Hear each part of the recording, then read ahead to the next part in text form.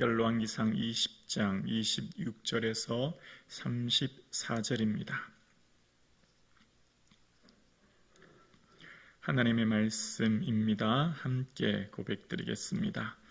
해가 바뀌니 베나닷이 아람 사람을 소집하고 아벡으로 올라와서 이스라엘과 싸우려 하매 이스라엘 자손도 소집되어 군량을 받고 마주 나가서 그들 앞에 진영을 치니 이스라엘 자손은 두 무리의 적은 염소 떼와 같고 아람 사람은 그 땅에 가득하였더라. 그때 하나님의 사람이 이스라엘 왕에게 나와서 말하여 이르되 여호와의 말씀에 아람 사람이 말하기를 여호와는 산의 신이요 골짜기의 신은 아니라 하는도다.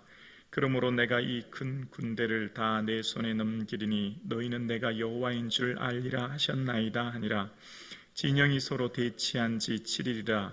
일곱째 날에 접전하여 이스라엘 자손이 하루에 아람 보병 10만 명을 죽이매 그 남은 자는 아벡으로 도망하여 성읍으로 들어갔더니 그 성벽이 그 남은 자 2만 7천 명 위에 무너지고 베나닷은 도망하여 성읍에 이르러 골방으로 들어가니라.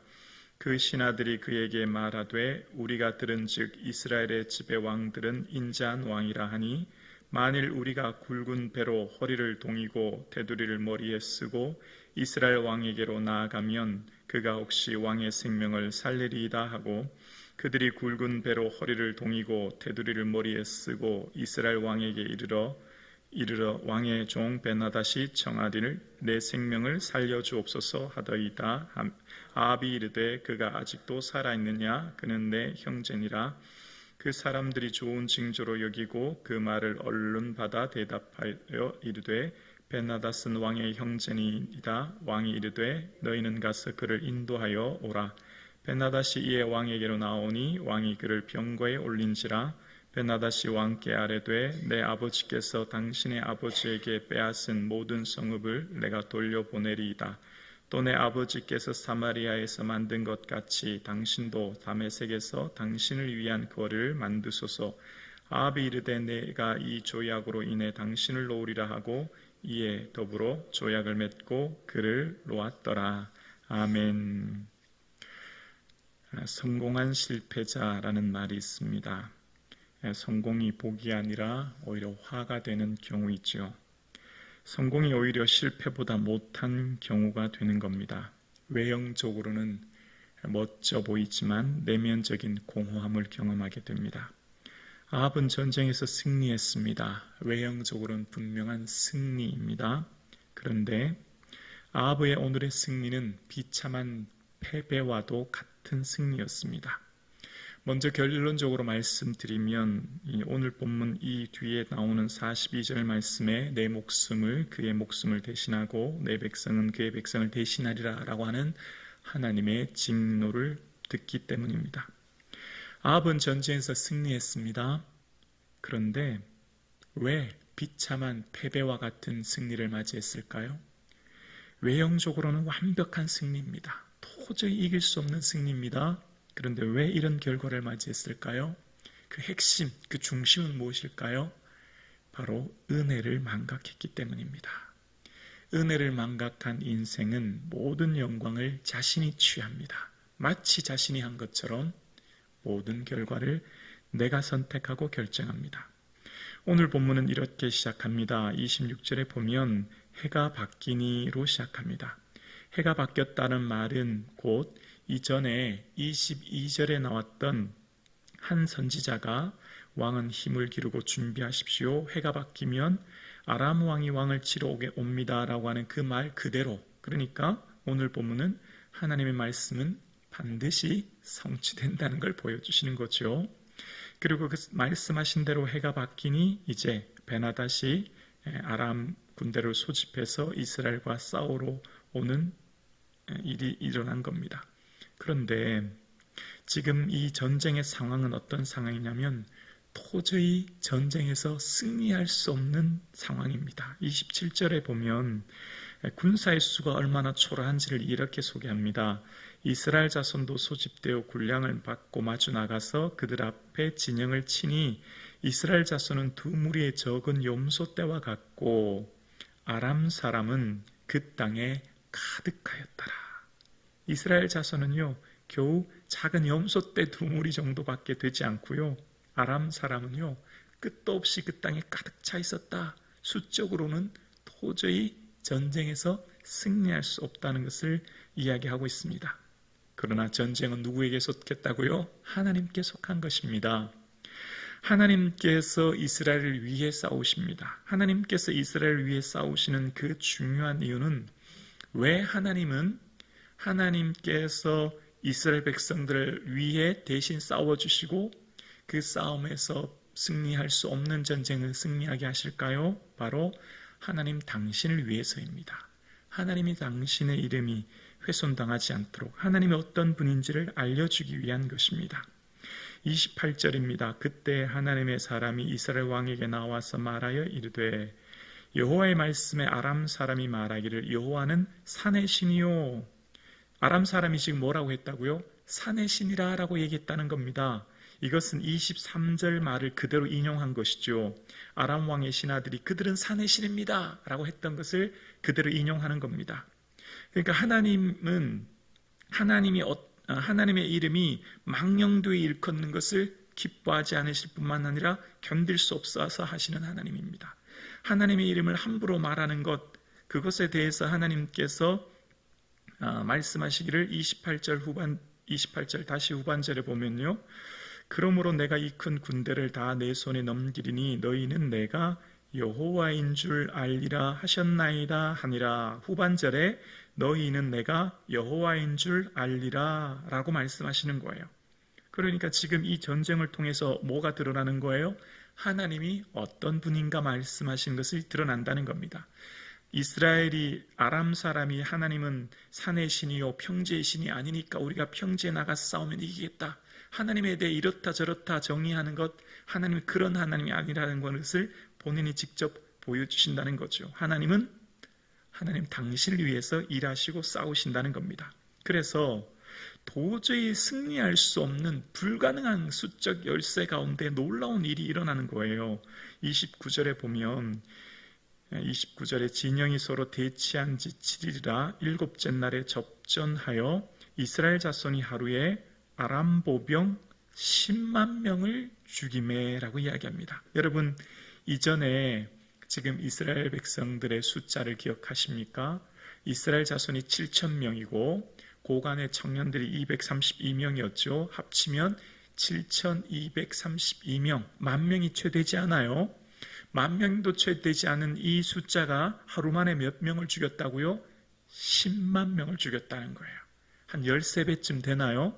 13배쯤 되는 도저히 이길 수 없는 그런 상황 가운데서 승리하게 하셨을 뿐만 아니라 도저히 일어날 수 없는 기적이 일어나는데, 30절에 보면 그 남은 자는 아벡으로 도망하여 성읍으로 들어갔더니 그 성벽이 그 남은 자 27,000명 위에 무너지고 베나닷은 도망하여 성읍에 이르러 골방으로 들어가니라 라고 이야기합니다. 그래서 전쟁이 일어나는데 남은 사람이 성 안으로 다 들어갔어요. 27,000명이에요. 그런데 갑자기 성 안에 있는 성벽이 확 무너져서 그 사람들이 다 죽게 되었다는 겁니다. 도저히 일어날 수 없는 이런 기적적인 일들로 인해서 이스라엘은 겨우 8,000명도 채 되지 않은 인원이 지금 127,000명을 하루아침에 무너뜨려 승리하는 일이 일어났고, 베나닷은 너무나 두려워서 골방에 들어가 숨게 되는 상황이 일어난 겁니다. 그렇게 상황이 전개되고 있는데 베나닷의 신하들은 왕이시여 이스라엘 왕은 인자한 왕이라고 합니다. 우리가 굵은 배로 허리를 동이고 왕에게서 나가면 혹시 살려줄 수 모르니 이야기해 봅시다 라고 얘기해서 아람 왕 베나닷이 내 생명을 살려주옵소서. 조금 전에 이 오늘 본문 압달락과는 완전히 반전이 일어난 거죠. 베나닷이 어떻게 했습니까? 32명의 영주들과 함께 술에 취해서 마치 승리를 다 한 것처럼 했던 베나닷이요, 이제는 아합 왕 앞에서 생명을 구걸해야 되는 이런 일이 벌어진 겁니다. 자, 그런데 아합이 이 상황이 일어나면 왕들에 대해서 지난 시간 말씀 기억나시나요? 선한 왕, 악한 왕의 중요한 분기점은 어떤 일의 결과에 대해서 감사하지 않는다고요. 전쟁에서 승리하면 당연히 하나님께 감사해야 되죠. 또 오늘 두 번째입니다. 두 번째, 선한 왕, 악한 왕을 가리는 중요한 기준이 또 여기서 등장합니다. 바로 하나님께 묻느냐 묻지 않느냐예요. 어떤 결과가 일어났을 때에 전쟁에서 승리했듯 혹은 패배했듯 전쟁 이스라엘 왕들은 어떤 결과가 일어나면 그 결과에 대해서 반드시 하나님께 묻느냐 묻지 않느냐가 선한 왕과 악한 왕을 나누는 기준이 되는 거예요. 아합은 지금 전쟁에서 도저히 승리할 수 없는 승리를 이루었습니다. 그런데 갑자기 베나닷이 와서는 내 생명을 살려달라고 얘기합니다.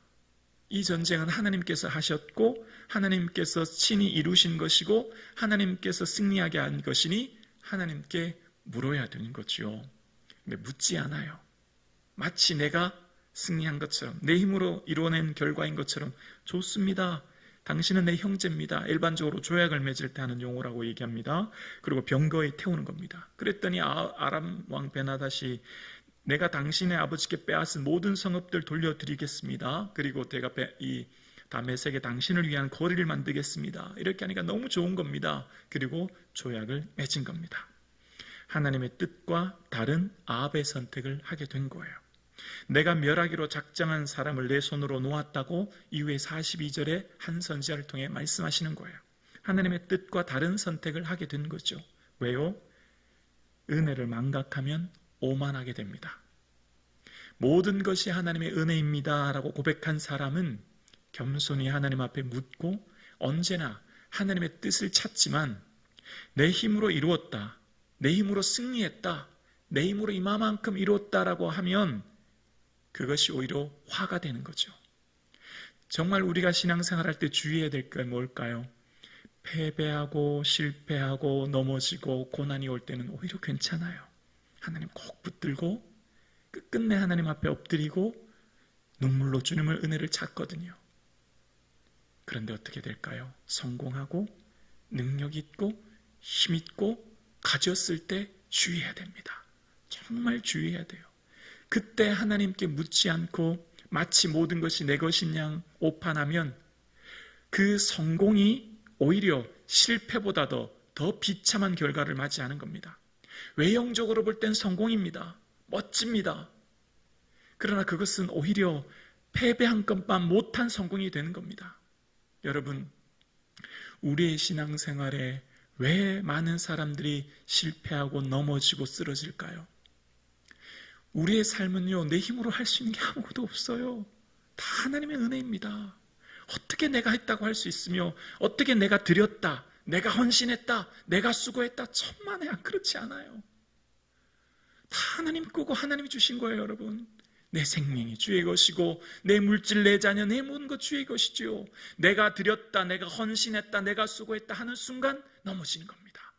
이만큼 내가 했는데, 이만큼 내가 수고했는데, 이만큼 내가 애썼는데 나만큼 한 사람 있으면 나와보라고 해. 아니요, 그렇지 않아요. 여러분, 그러면 넘어지는 겁니다.